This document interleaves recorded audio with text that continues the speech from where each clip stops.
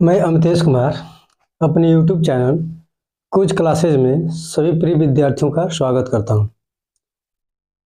हम लोग आज पढ़ेंगे भारत की नदियां। आज हम लोग पढ़ेंगे भारत की नदियां। भारत की नदियों को दो भागों में बांटकर पढ़ा जाएगा। भारत की नदियों को दो भागों में बांटकर पढ़ा जाएगा। जैसे कि ये है भारत की नदियां, है ना। जब हम इनको दो भागों में बांट के पढ़ेंगे,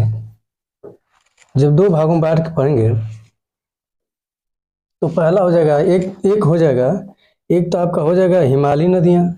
कौन सा हो जाएगा?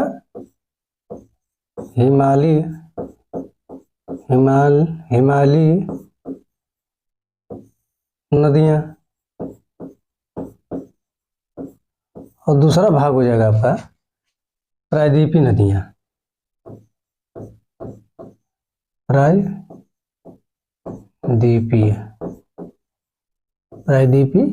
नदियां, है ना। प्रायद्वीपीय नदियां। अब हिमालयी नदियों में जो हिमालयी नदियां हैं, इनको भी हम दो भागों में बांटकर पढ़ेंगे। हिमालयी नदियां हैं, इनको भी जब हम दो भागों में बांट के पढ़ेंगे, तो पहला भाग इसमें पढ़ेंगे हम लोग ट्रांस हिमालय नदियां। ट्रांस हिमालयी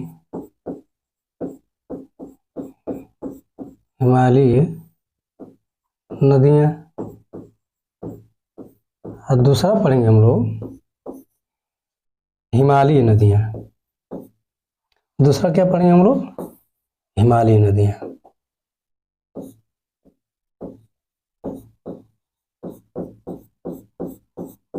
हिमालयी नदियां। जब प्रायद्वीपीय भारत को हम लोग पढ़ेंगे, प्रायद्वीपीय भारत को, तो इसको भी दो भागों में बांट के हम लोग पढ़ेंगे। जो प्रायद्वीपीय भारत को पढ़ेंगे, तो इसको भी हम लोग दो भागों में बांट के पढ़ेंगे। एक पढ़ा जाएगा अरब सागर में गिरने वाली नदियां, और एक पढ़ा जाएगा बंगाल की खाड़ी में गिरने वाली नदियां। एक कौन सा हो जाएगा? एक होगा अरब सागर में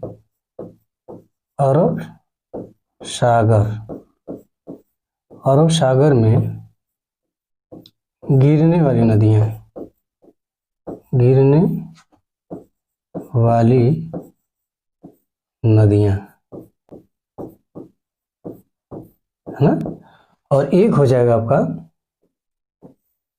जाएगा बंगाल की खाड़ी में गिरने वाली नदियां। कौन सा हो जाएगा? बंगाल की खाड़ी में गिरने वाली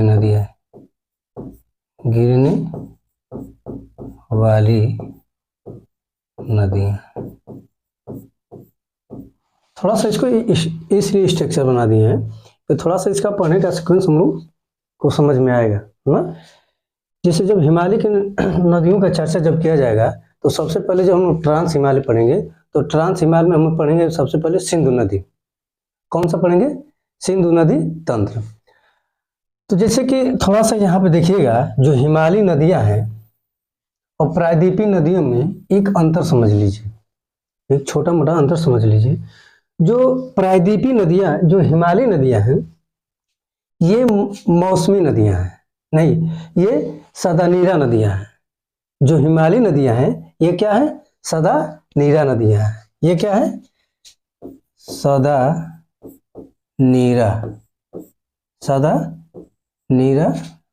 नदियां। क्या है? सदानीरा नदियां हैं। सदानीरा नदियां कहने का मतलब ये है कि ये जो नदियां हैं, इसमें वर्ष भर पानी रहता है। जो सदानीरा नदी, हिमालयी नदियां हैं, इसमें वर्ष भर पानी रहता है। जैसे कि मान लीजिए ब्रह्मपुत्र हो गया, सतलज हो गया, सिंध हो गया, है ना। ये सभी गंगा हो गई, सभी क्या है? सदानीरा नदियां हैं, यानी कि इसमें वर्ष भर पानी रहता है। ये जो प्रायद्वीपीय नदियां होती हैं ये मौसमी नदियां होती हैं। कौन सी होती हैं? मौसमी नदियां होती हैं। ये मौसमी नदियां होती हैं जिस कारण ये मौसम यानी बरसात के मौसम में इसमें पानी देखने के लिए मिलता है। बरसात के मौसम में ये मतलब मौसमी नदियां आते हैं, ये मौसम के हिसाब से उसमें पानी का बहाव होता है।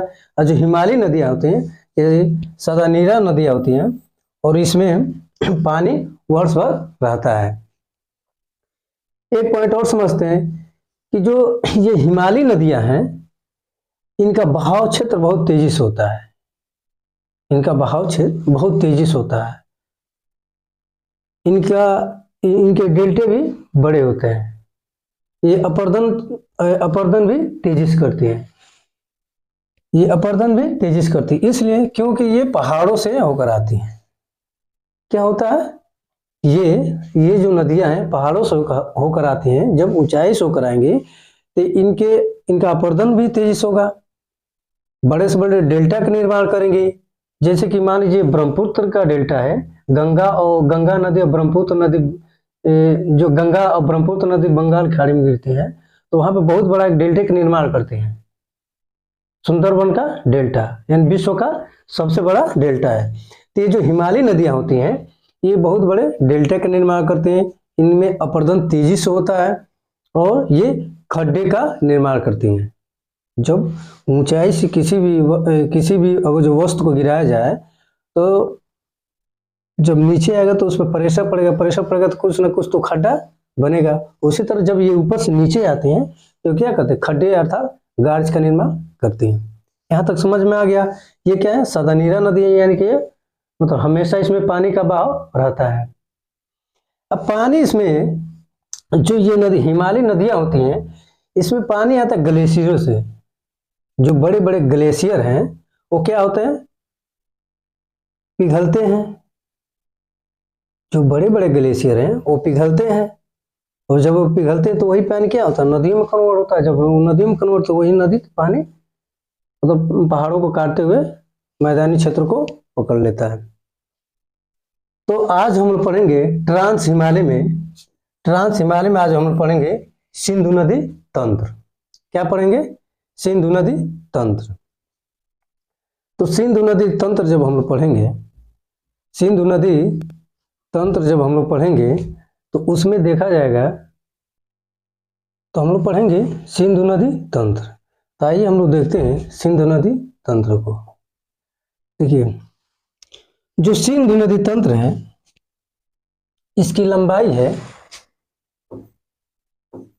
2880 किलोमीटर। कितना है? 2880 किलोमीटर, जो कि भारत में इसकी लंबाई 11-14 किलोमीटर पड़ जाती है। कितना पड़ जाता है? भारत में इसकी लंबाई 11-14 किलोमीटर पड़ जाती है और जिसका पूरा लंबाई देखा जाए तो 2880 किलोमीटर पड़ जाता है। भारत में कितना पड़ता है? 11-14 किलोमीटर। 11-14 किलोमीटर भारत में इसकी लंबाई पड़ जाती है। अब जैसे सिंधु नदी तंत्र का लिखने का मतलब ये है, जैसे हम लोग पढ़ते हैं सिंधु नदी तंत्र, गंगा नदी तंत्र, ब्रह्मपुत्र नदी तंत्र। तो तंत्र लिखने का मतलब ये है कि जो ये सिंधु नदी तंत्र है, सिंधु नदी तंत्र में उसकी सहायक नदियां, सहायक नदियां आ जाती हैं, वही क्या होता है? तंत्र बन जाता है। जैसे कि ये सिंधु नदी तंत्र है, ये आपके कौन सी नदी तंत्र है? ये है सिंधु, यही है सिंधु नदी, है ना। तो सिंधु नदी तंत्र है, इसमें देखिए ये सभी उसके क्या है? सहायक नदियां हैं। जैसे कि कहने का मतलब ये हुआ कि मान लीजिए ये कोई एक नदी हो गई, है ना। इधर से कोई एक नदी आके मिल रही, इधर से नदी आके मिल रही, इधर से मिल रही, इधर से मिल रही, इधर से नदी मिल रही, इधर से नदियां मिल रही हैं। फिर ये नदी इसकी सहायक नदी हुई, ये नदी इसकी सहायक नदी। तो ये क्या है? एक तंत्र का निर्माण कर रही है। क्या कर रही है? ये एक तंत्र का निर्माण कर रही हैं। उसी के सापेक्ष देखा जाए तो ये सिंधु नदी तंत्र है, यानी कि ये भी सभी क्या है, सहायक नदियां, सिंधु की सहायक नदियां, और सहायक की सहायक नदियां आके मिल रही थी, सभी क्या है, एक तंत्र का निर्माण कर रही है। अब आइए आइए अब हम लोग चलते हैं पॉइंट पे, इसकी पॉइंट क्या है ना। तो चलिए अब देखते हैं, जैसे कि उद्गम स्थल इसका देखते हैं सिंधु का, तिब्बत के कैलाश पर्वत, कौन सा, कैलाश पर्वत के पास से चोमायुंगडुंग ग्लेशियर से निकलती है। ये है आपका तिब्बत, ये क्या है, तिब्बत है, यहां पे तिब्बत,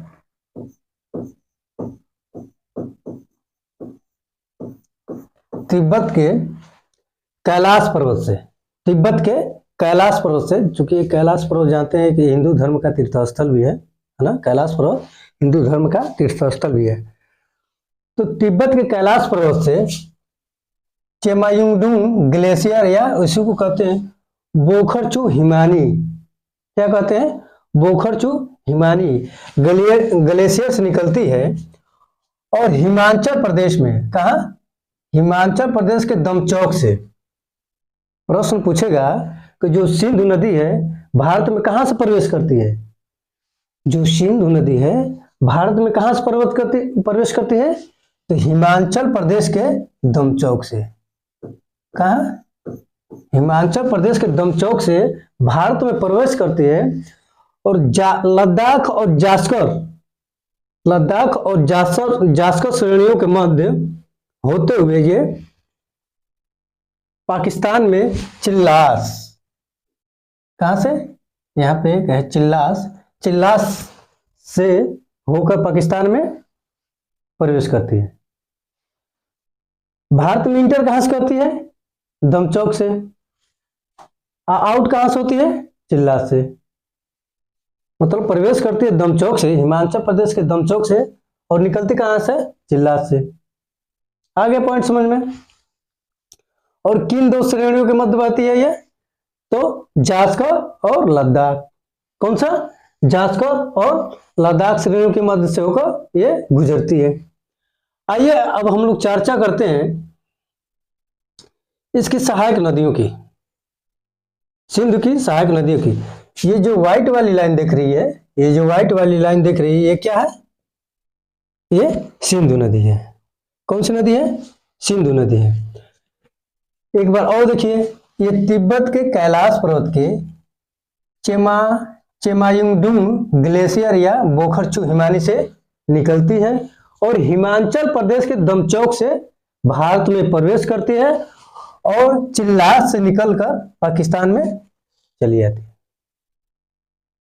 आगे समझ में। और ये लद्दाख और जास्कर श्रेणियों के मध्य से होकर गुजरती है। प्रश्न पूछ देगा, इसीलिए तो ट्रांस हिमालय के क्षेत्र में आ रहा है।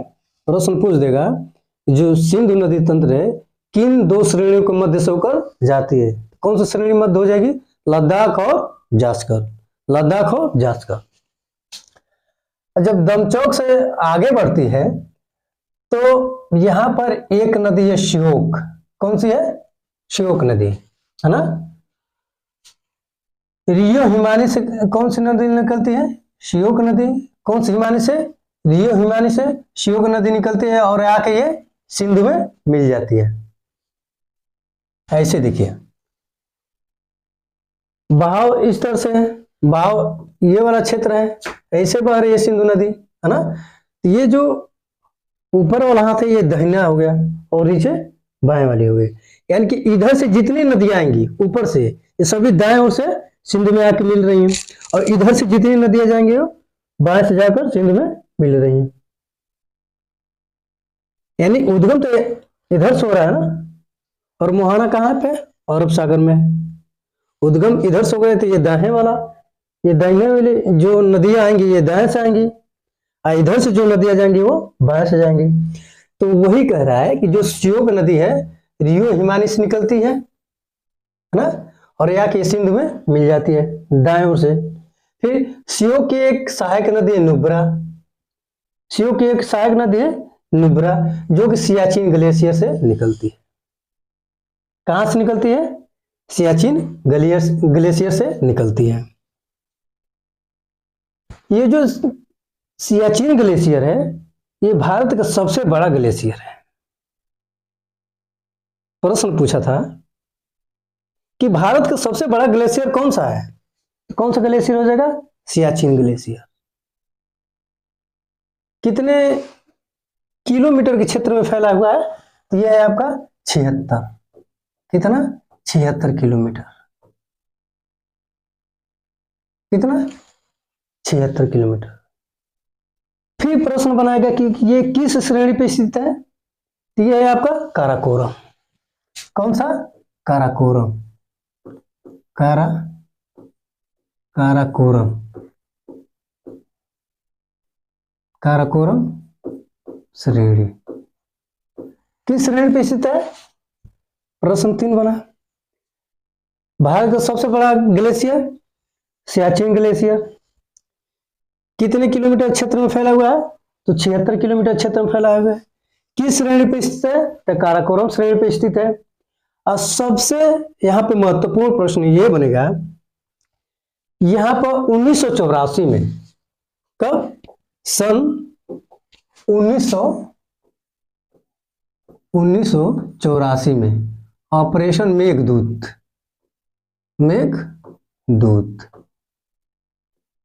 कौन सा चलाया गया था? ऑपरेशन मेघदूत चलाया गया था भारत द्वारा ऑपरेशन मेघदूत चलाया गया था 1984 में। किसके खिलाफ? पाकिस्तान के खिलाफ। किसके खिलाफ चलाया गया था मेघदूत? पाकिस्तान के खिलाफ 1984 में। फिर प्रश्न यहां पे यह बनाएगा कि भारत का सबसे ऊंचा युद्ध क्षेत्र, युद्ध स्थल, भारत का सबसे ऊंचा युद्ध स्थल कौन सा आ जाएगा? सियाचिन। क्योंकि ये सबसे मतलब ट्रांस हिमालय के एकदम उत्तर वाली श्रेणी पर स्थित है, काराकोरम श्रेणी पर स्थित है, यानी कि ये सबसे ऊंचा युद्ध स्थल भी हो गया। मेघदूत वहीं पे चलाया गया था। कब चलाया गया था? 1984 में। किसके खिलाफ? तो पाकिस्तान के खिलाफ आया। अब यहां से हम लोग आगे बढ़ेंगे तो यहां पे एक नदी मिलती है गिलगित। कौन सी नदी मिलती है? गिलगित। फिर जब सिंधु नदी चिल्लाहट से पाकिस्तान में प्रवेश करती है, तो जब यहां से हम लोग चिल्लाहट से आगे आते हैं तो यहां से एक आती है नदी, पाकिस्तान की है नदी स्वात। कौन सी नदी? स्वात। कौन सी नदी? स्वात और काबुल। देखिए काबुल की सहायक नदी कौन सी हुई? स्वात हो गई। काबुल की सहायक नदी स्वात हो गई। ये काबुल नदी है, ये आकर सिंधु नदी में मिलती है। फिर जब वहां से आगे आएंगे तो एक सुलेमान पर्वत श्रेणी है। कौन सा है? सुलेमान पर्वत श्रेणी है, जो कि वहां से कुर्रम और गोमल नदियां निकलती हैं। पाकिस्तान में क्या है? एक सुलेमान पर्वत श्रेणी है, वहां से कुर्रम और गोमल नदियां निकलती हैं। ये गोमल नदी और आके सिंधु में मिल जाती है। कुर्रम और गोमल नदी आके सिंधु में मिल जाती है। तो ये थी दाएं तट वाली नदियां। ये कौन सी थी? दाएं तट वाली नदियां। कौन कौन से हो गए? यहां पे लिखे भी हैं। गिलगित हो गया, काबुल हो गया, कुर्रम हो गया, गोमल हो गया और स्वात हो गया। प्रश्न पूछ देगा कि सिंधु नदी से निम्नलिखित में कौन सी सिंधु नदी की दाएं तट की नदी है? तो इसमें से 4 1 3 दे देगा, इसमें से कोई एक दे देगा। निगेटिव में भी पूछेगा और पॉजिटिव में भी पूछेगा। तो देखिए दाएं तट से मिलने वाला नदी है गिलगित, काबुल, कुर्रम, गोमल और स्वात। देखिए गोमल, कुर्रम, काबुल, स्वात, गिलगित और ये श्योक है। अरे समझ में ना? तो ये दाएं तट से मिलने वाली नदियां हैं। अब हम लोग चलते हैं बाएं तट से मिलने वाली नदियों के बारे में, है ना? तो देखिए बाएं तट से जैसे ये चिनाब है, सिंधु की सबसे बड़ी नदी सिंधु की सबसे बड़ी नदी कौन सी है? चिनाब नदी है।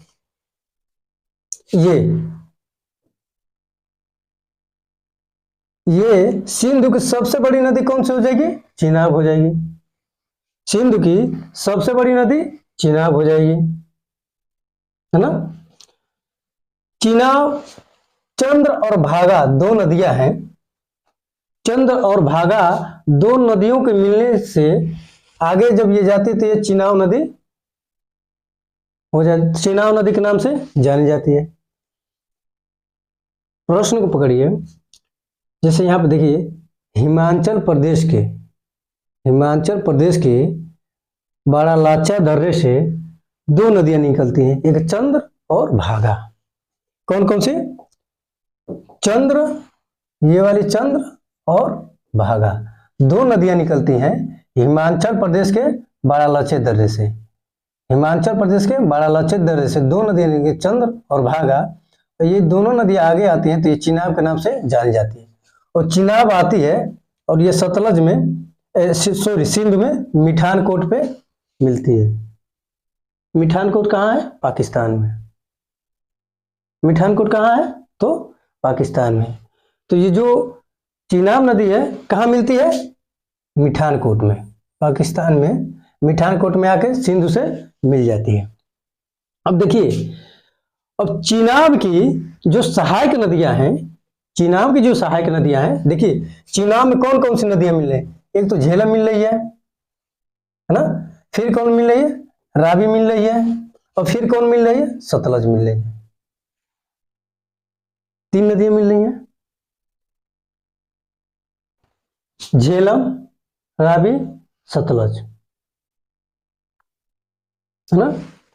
और ब्यास, ब्यास को भी ले लेंगे क्योंकि ये सतलज की सहायक नदी है। ब्यास को भी ले लेंगे क्योंकि ये सतलज की क्या है? सहायक नदी है ना। तो जो चिनाब है, ये चिनाब को जब यहाँ पे ये नदियां यहाँ पे मिलती हैं, चिनाब से जब मिलती हैं तो इनको पंचनद कहा जाता है। क्या कहा जाता है? पंचनद कहा जाता है। कौन कौन सी नदियां है चिनाब में? झेलम, रावी, ब्यास और सतलज। और चिनाब, झेलम, रावी, ब्यास और सतलज को क्या कहा जाता है? पंचनद कहा जाता है। चिनाब, रावी, झेलम, ब्यास और सतलज को क्या कहा जाता है? पंचनद कहा जाता है। यहां तक समझ में आ गया। अब देखिए, जो झेलम नदी है, झेलम नदी शेषनाग झील से निकलती है। झेलम नदी कहां से निकलती है? शेषनाग झील से निकलती है और ये आकर चिनाब में मिल जाती है। और झेलम की एक सहायक नदी है जो कि कौन सी है? किशनगंगा। कौन सी है? किशनगंगा। झेलम की एक मुख्य सहायक नदी है, झेलम की एक मुख्य सहायक नदी कौन सी है? किशनगंगा, जो कि आकर ये झेलम मिलती है और ये झेलम आगे आकर चिनाब में मिल जाती है। शेषनाग झील कहाँ स्थित है? तो शेषनाग झील है आपका है जम्मू में। शेषनाग हो गया, अनंतनाग हो गया, है ना। जैसे ये जितने नाग वाली झीलियां हैं, मतलब झीलें हैं, सभी कहाँ है? जम्मू कश्मीर में। जब अलग से झील पढ़ाएंगे तो उसमें बताएंगे कौन झील कहाँ कहाँ पे है ना। तो शेषनाग झील से ये निकलती है झेलम नदी और आगे चिनाब में मिल जाती है।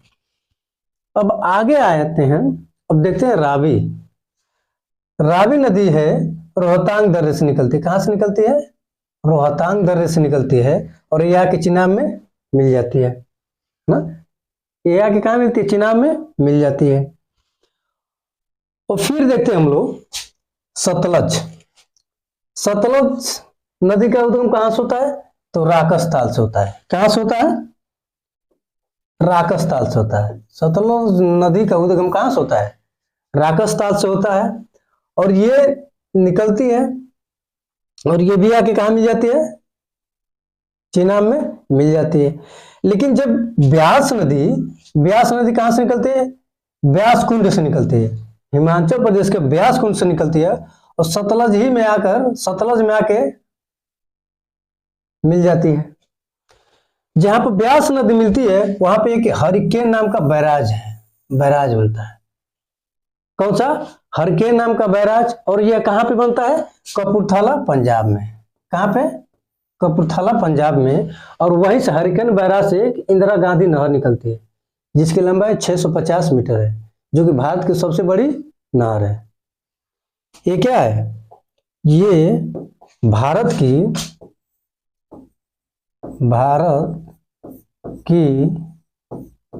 सबसे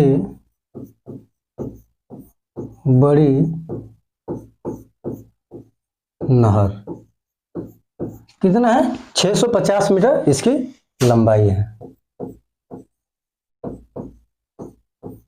650 मीटर इसकी लंबाई। देखिए, ब्यास नदी एक ऐसी नदी है जो कि भारत ही, मतलब ब्यास हिमाचल प्रदेश से निकलती है और आकर पंजाब में सतलज में मिल जाती है, हरिकेन बैराज पे मिल जाती है। यानी कि जो जहां पे ये मिलती है ब्यास और सतलज, वहां पे किसका निर्माण होता है? वहां पे हरिकेन बैराज बनाया गया है। कहाँ पे? कपूरथला पंजाब में। और हरिकेन बैराज से ये इंदिरा गांधी नहर निकलती है। तो प्रश्न पूछ देगा वो कौन सी नदी है जो भारत ही में उसका उद्गम होता है और भारत में ही विलुप्त हो जाती है? तो कौन सी नदी है? ब्यास नदी। किसकी सहायक नदी है? तो सतलज की सहायक नदी है। आ गया समझ में यहां तक? अब देखेंगे, हाँ, ये जो सिंध बताए हैं, ये लद्दाख और जास्कर श्रेणियों से निकलती है। लद्दाख और जास्कर श्रेणियों से निकलती है। और देखिए, ये तिब्बत, पाकिस्तान और भारत, इन्हीं क्षेत्रों में ये प्रवाहित होती है। जो सिंधु नदी है, तिब्बत, पाकिस्तान और भारत के होते हुए ये प्रवाहित होती है। अब एक पॉइंट यहां पे ये समझा जाएगा, एक यहां पर हुआ सा सिंधु जल समझौता 1960 में। क्या हुआ था? सिंधु जल समझौता 1960 में। जब सिंधु जल समझौता हुआ था तो उसमें ब्यास, रावी और सतलज नदी का जो जल था उसमें भारत का 80% अधिकार था। मतलब अधिकार है, अधिकार था नहीं, अधिकार है। यानी कि जो ब्यास, रावी, सतलज है, इस पर भारत पानी रोक भी सकता है डैम बनाकर, या पानी अपने अनुसार छोड़ भी सकता है। 80% भारत का नियंत्रण था और 20% पाकिस्तान का नियंत्रण था। कौन कौन सी नदी थी? ब्यास, रावी और सतलज। ब्यास, रावी और ये सतलज। ये जो तीन नदियां नीचे की हैं, तीनों नदियां नीचे की हैं, ये ब्यास, रावी, सतलज, इसमें पाकिस्तान का 20% का नियंत्रण था और भारत का 80% का। यानी ये तीनों नदियां क्या है? भारत में तीनों नदियां, ज्यादातर तो ये भारत से ही सो के जा रही हैं। इसमें 80% भारत का नियंत्रण था। और फिर सिंध, चिनाब और झेलम, ये जो सिंध, ये चिनाब और ये झेलम, सिंध, चिनाब और झेलम, इन नदियों पे पाकिस्तान का कितना परसेंट? 80% नियंत्रण था। यानी पाकिस्तान इसके इन नदियों पे डैम बनाकर पानी रोक भी सकता है या छोड़ भी सकता है। यानी जो ये सिंधु, चिनाब, झेलम है, इनके जल का अपने अनुसार ये उपयोग कर सकता है पाकिस्तान। और ब्यास, रावी, सतलज का जो जल है उसका अपने अनुसार भारत उपयोग कर सकता है, छोड़े या न छोड़े, वो उसके ऊपर नियंत्रण करता है ना? यहां तक समझ में आ गया? यहां तक समझ में आ गया। अब आगे चलते हैं। आगे है हमारा, देखते हैं थोड़ा सा चिनाब को। चिनाब को देखा जाए, वहां भी बताया गया चिनाब को। चिनाब है ना? तो चिनाब को बताएं अभी, ये हिमाचल प्रदेश के बड़ा लच्छे दर्रे से समीप से निकलती है। कहां से?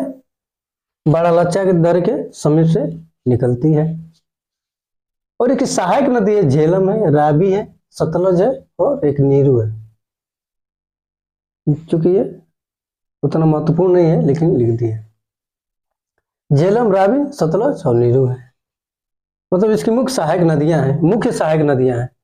सहायक नदियां तो हैं इसकी, लेकिन ये मुख्य सहायक नदियां हैं। सिंधु की सबसे बड़ी नदी, मतलब सिंधु की सबसे बड़ी सहायक नदी है ये कौन सा? चिनाब, जो कि अभी बताए। चिनाब सिंधु की सबसे बड़ी क्या है? सहायक नदी है। अब आते हैं झेलम पे। झेलम का उद्गम कश्मीर घाटी के शेषनाग झील से निकलती है। झेलम कश्मीर घाटी के शेषनाग झील से निकलती है और इसकी एक सहायक नदी है किशनगंगा। एक सहायक नदी कौन सी है? किशनगंगा।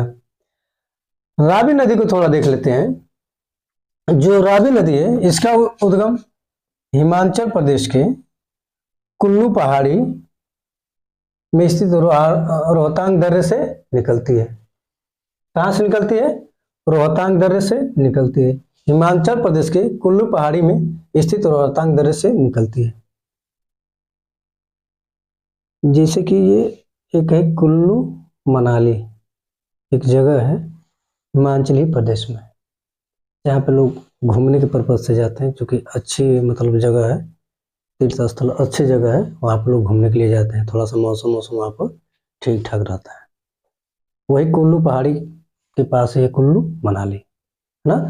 तो रावी का उद्गम कहाँ है? हिमाचल प्रदेश के कुल्लू पहाड़ी से स्थित रोहतांग दर्रे से ये निकलती है।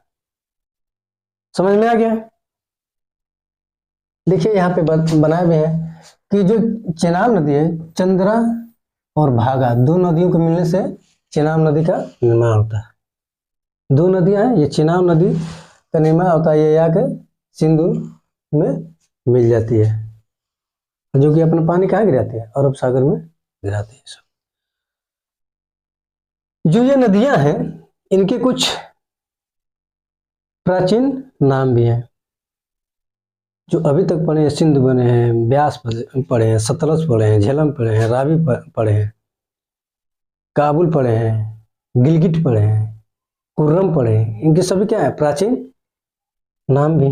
थोड़ा सा उनके आधुनिक नामों को भी जान लेते हैं। जैसे देखिए कुर्रम, कुर्रम को प्राचीन काल में कुरुब कहा जाता था। क्या कहा जाता? कुरुब कहा जाता था कुर्रम को। झेलम को बितिस्ता कहा जाता है, झेलम को बितिस्ता कहा जाता था। चिनाब को अक्सनी कहा जाता था। चिनाब को क्या कहा जाता था? अक्सनी कहा जाता था, अक्सनी कहा जाता था। और रावी को परुषणी कहा जाता था। रावी परुषणी, रावी परुषणी। सतलज को शतुर्ध्री कहा जाता था। सतलज को क्या कहा जाता था? चतुर्ध्री कहा जाता था। ब्यास को विपाशा कहा जाता था। ये भूलने वाला चीज नहीं है, ब्यास को विपाशा कहा जाता, और गोमन को गोमती कहा जाता। ये सभी सिंधु की क्या है? ये सभी सिंधु की सहायक नदियां हैं। सिंधु नदी तंत्र में ये सभी आते हैं, ये सिंधु की सहायक नदियां हैं। क्या? कुर्रम को कुरुब कहा जाता था, झेलम को बितिस्ता कहा जाता था, चिनाब को अक्सनी कहा जाता था, रावी को परुषणी कहा जाता था, सतलज को शतुर्ध्री कहा जाता था, ब्यास को विपाशा कहा जाता था, और गोमन को गोमती कहा जाता था। आ गया यहां तक समझ में? अब थोड़ा सा इसके कुछ दोआब हैं। बिष्ट दोआब है, बारी दोआब है, रचना दोआब है, चाज दोआब है, सिंधु सागर दोआब है ना। ये कुछ क्या है? दोआब है। थोड़ा सा इन दोआबों को इनको देख लेते। बिष्ट दोआब, बारी दोआब, रचना दोआब, चाज दोआब, सिंध सागर दोआब। तो इनका देख लेते हैं इनका क्षेत्र कहां से कहां तक है। तो बिष्ट दोआब है, तो बिष्ट का व्यास व सतलज के मध्य। ये प्रश्न पूछता है, ये प्रश्न बार बार आते हैं, ये प्रश्न बार बार आते हैं। बारी दोआब है ब्यास और रावी। क्या है? ब्यास व रावी के मध्य। ब्यास क्या है? ब्यास और रावी के मध्य, यानी कि जो बारी दोआब है ब्यास और रावी के मध्य का क्षेत्र है ना। रचना रावी और चिनाब, जो रचना दोआब है यह है रावी व चिनाब के मध्य।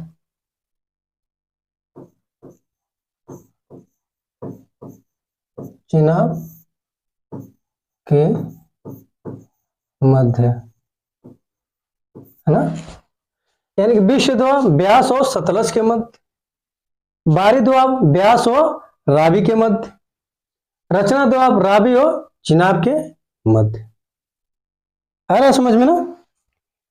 और इसी तरह आगे जब आएंगे, चाज दोआब है चेनाब और झेलम के मध्य।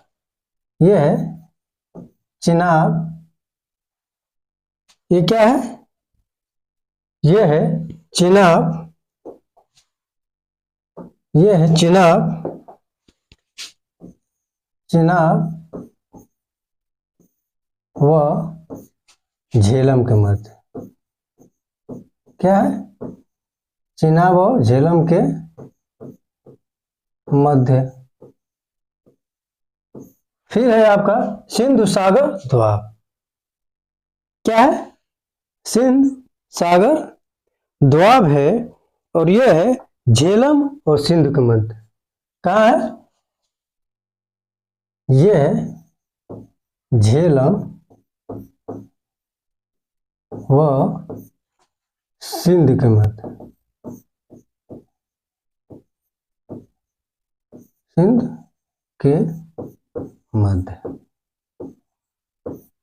ये क्षेत्र बार बार पूछे जाते हैं, ये जो क्षेत्र हैं ये बार बार पूछे जाते हैं। जो विश्व दोआब है ब्यास और सतलज के मध्य है, विश्व दोआब ब्यास और सतलज के मध्य है। हमारे कहने का मतलब ये है कि जो विश्व दोआब है ब्यास और ये जो सतलज इनके मध्य है ना, यानी कि इनके जो बीच का क्षेत्र उसको क्या कहा जाएगा?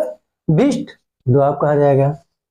फिर जब आगे आएंगे तो आगे बारी दोआब ब्यास और रावी के मध्य। कौन सा हो जाएगा? ब्यास और रावी के मध्य, यानी कि इनके बीच का क्षेत्र, ये जो क्षेत्र है ये क्षेत्र है, और विश्व वाला ये क्षेत्र है। अरे समझ में ना। और फिर जब आगे आएंगे हम लोग, है आपका रचना रावी और चिनाब के मध्य, रावी और चिनाब के मध्य, यानी कि रावी और ये चिनाब ये वाला क्षेत्र, ये क्या हो जाएगा? रचना दोआब हो जाएगा है ना, रावी और चिनाब के मध्य। फिर जब आगे आएंगे हम लोग आगे, तो चाज दोआब है चिनाब और झेलम के मध्य है ना, चिनाब और झेलम के मध्य चाज दोआब है। सिंध सागर दोआब है झेलम और सिंधु के मध्य, सिंध सागर दोआब झेलम और सिंध के मध्य। थोड़ा सा वहां पे एक पॉइंट और देखिएगा आप लोग, जैसे कि इसमें क्या कर देता है, सीक्वेंस में सजाने के लिए दे देता है, उत्तर से दक्षिण तरफ सजाइए, अच्छा है दक्षिण से उत्तर तरफ सजाइए। अगर जो उत्तर से दक्षिण हम आएंगे, इधर उत्तर से दक्षिण आएंगे, तो सबसे इन्हीं पंचनद को देता है, पंचनद को सजाने के लिए देता है ना। तो सबसे पहले क्या हो जाएगा? झेलम हो जाएगा है ना, झेलम के बाद आएंगे तब क्या हो जाएगा? चिनाब हो जाएगा, चिनाब के बाद उसके नीचे आएंगे तब क्या हो जाएगा? रावी हो जाएगा, रावी के बाद उसके नीचे ब्यास हो जाएगा, अब ब्यास के बाद सतलज हो जाएगा। आ गया समझ में ना। ये जो पांचों नदियां हैं उसको उत्तर से दक्षिण या दक्षिण से उत्तर ना, पांचों नदियों को उत्तर से दक्षिण या दक्षिण से उत्तर, तो क्या करेंगे, झे ची रा बा स, झेलम चिनाब रावी ब्यास सतलज, झेलम चिनाब रावी ब्यास सतलज, झेलम चिनाब रावी ब्यास सतलज।